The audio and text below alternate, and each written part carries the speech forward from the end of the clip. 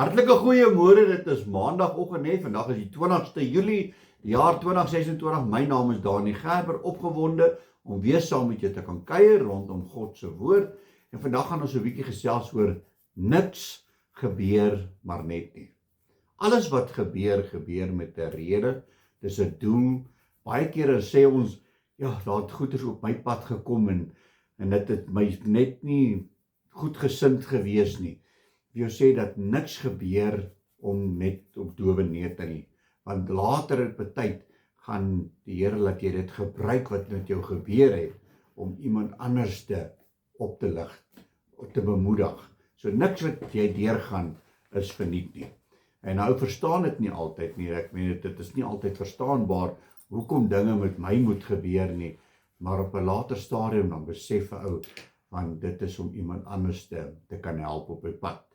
Maar ek wil vandag vir julle deel hierso uit Handelinge 16 uit, hier vanaf verse 9, en dit is waar Paulus en Silas uitgegaan het om die evangelie te verkondig, en hoe hulle mense se lewens aangeraak het, mense wat hulle hart en lewe vir Jesus gegee het, om aangeneem het, en dan daar 'n oproer gekom het, en die marteling wat hulle moes deurgaan. Nou ek wil net gaan lees, julle moet maar gaan lees daar van vers 9, ek gaan net hierso lees vanaf verse 22.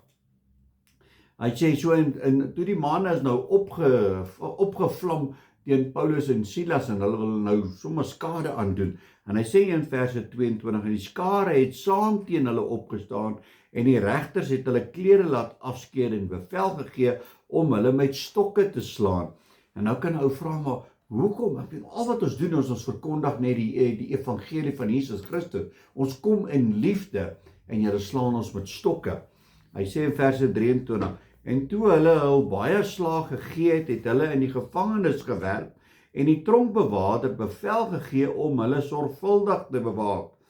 Hy het toe, omdat hy so bevel ontvang het, hulle in die binneste gevangenis gewerp en hulle voete in die blok vasgemaak, en omtrent middernag het Paulus en Silas gebid en lofliedere tot eer van God gesing, en die gevangenes het na hulle geluister. En skielik kom daar 'n groot aardbewing, sodat die fondamente van die gevangenis geskit het, en onmiddellik het al die deure oopgegaan en die boeye het van almal losgeraak. En toe die tronkbewaarder wakker geword het, en toe hy sien dat die deure van die gevangenis oop was, het hy 'n swaard getrek en wou homself om die lewe bring, in die mening dat die gevangenis ontvlug het, maar Paulus het met 'n groot stem geroep en gesê, moenie jouself kwaad aandoen nie, want ons is almal hier. En toe hy die lig gevra het, spring hy na binne en val bewende na Paulus en Silas neer. En hy het hulle na buite gebring en gesê, menere, wat moet ek doen om gered te word?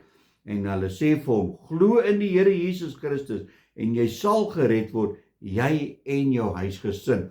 Nou hier kan ons sien wat gebeur het. Paulus en Silas het net die woord verkondig, die evangelie. Hulle is geslaan, aan die tronk gegooi, soos misdadigers behandel. In die binneste, hulle voete is vasgemaak in blok. Ek meen, hulle het nie so groot crime gedoen nie. Hulle het die evangelie verkondig. En hier kom hierdie mense, dat die ander gevangenes luister ook daardeur. Hulle sê dit nou nie, maar miskien is daar ook gevangenes daar, wat ook besef het, weet jy wat, Jesus Christus is die koning. Hy is die uitweg, hy is die antwoord, en hy is die rede hoekom ons hier is vandag, dat ons moet hoor wat hy wil sê. En hierdie tronkbewaarder, hy en sy hele huisgesin word gered. Hulle kry die evangelie, hulle word gedoop, en hulle verander hulle lewenswyse. So, Paulus en Silas kon gemou net en gesê, hoekom word ons geslaan met stokke en ons word in die tronk gegooi?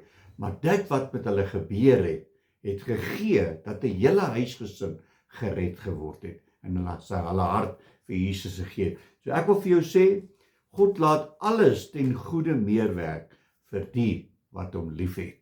En ons kan gaan lees daar in Romeine 8 vers 28, en ons weet dat vir hulle wat God liefhet, alles ten goeie meewerk, vir hulle wat na sy voorneme geroep is. So my boetie en sissa, As jy weer sien, dinge gebeur met jou, en jy is nie baie happy met wat met jou gebeur nie, weet, dat alles wat jy doen, gaan eendag gebruik word, tot iemand se voordeel, sodat iemand Jesus kan aanneem. So hou aan, waarmee jy besig is, en moenie moed verloor nie. Amen. Kom ons bid saam.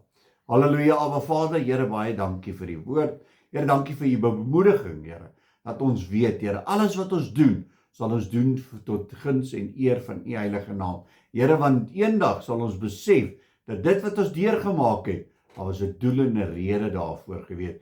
So gebruik ons, Here Jesus, is my gebed in Jesus naam. Amen en amen. My liewe boetie en sussie in Christus, gaan uit op hierdie maandag, gaan verkondig die evangelie van Jesus Christus. 'n Geseënde dag. God bless.